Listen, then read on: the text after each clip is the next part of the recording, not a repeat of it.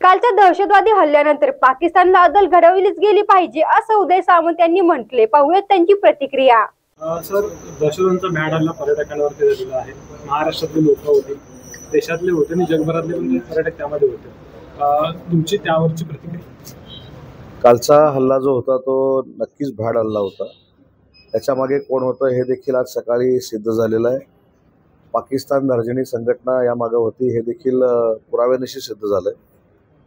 जे मृत आहेत त्याच्यामधले 4 महाराष्ट्रातले आहेत, 2 डोंबिवलीमधले आहेत आणि 2 पुण्यामधले आहेत, नेपाळमधले देखील आहेत आणि आपल्या देशभरामधले आहेत। मला असं वाटतं की या हल्ल्याला माननीय नरेंद्र मोदी साहेब पंतप्रधान आणि गृहमंत्री यांनी अतिशय संवेदनशीलपणे घेतलेला आहे। या भ्याड हल्ल्याचा निषेध करत असताना या सगळ्या मंडळींना अद्दल देखील घडवली जाईल अशी शक्यता मला तरी वाटते। आणि एवढं देशाला किंवा काश्मीरच्या भागाला एवढं स्वस्तात देखील पाकिस्तानने घेऊन उपयोगाचं नाही। ज्या पद्धतीनं तो हल्ला केला हे निषेधार्थ जरी असलं तर भविष्यामध्ये असा हल्ला होणार नाही अशा पद्धतीची दहशत आणि अद्दल पाकिस्तानच्या बाबतीमध्ये घडली पाहिजे, हे माझं एक नागरिक म्हणून मत आहे।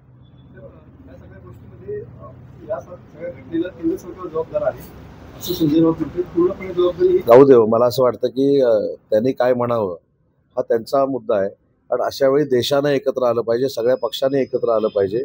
हा फक्त काश्मीर किंवा श्रीनगरवरचा हल्ला नाही, हा पूर्ण देशावरचा हल्ला आहे।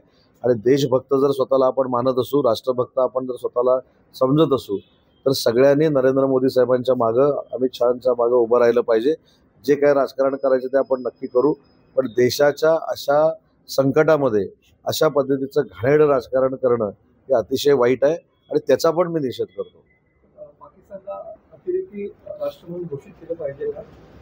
कपिल सिब्बल सुद्धा ही मागणी केली पाहिजे, अनेक नाही, हा विषय नरेंद्र मोदी साहेब आंतरराष्ट्रीय स्तरावर मांडतील त्याच्यानंतरची ही भूमिका आहे।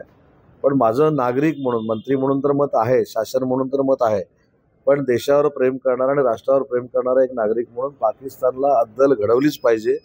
कारण जी काही ह्या सगळ्या परिस्थिती निर्माण करण्याची भूमिका पाकिस्तान धार्जिण्या संस्था घेत आहेत त्यांना देखील अद्दल घडली पाहिजे। शेवटी पाकिस्तानवर बहिष्कार टाकणं, पाकिस्तानला दहशतवादी जाहीर करणं हा आंतरराष्ट्रीय स्तरावरचा भाग आहे।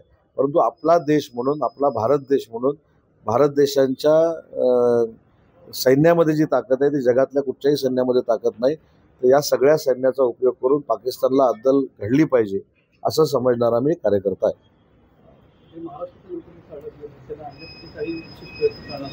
विशेष प्रयत्न कालपासूनच आम्ही सुरू केलेले आहेत। शिवसेनेचे मुख्य नेते एकनाथ शिंदे साहेब त्यांच्या स्वतः संपर्कामध्ये आहेत। देशाचे, राज्याचे मुख्यमंत्री देवेंद्रजी फडणवीस हे स्वतः त्यांच्या संपर्कामध्ये आहेत।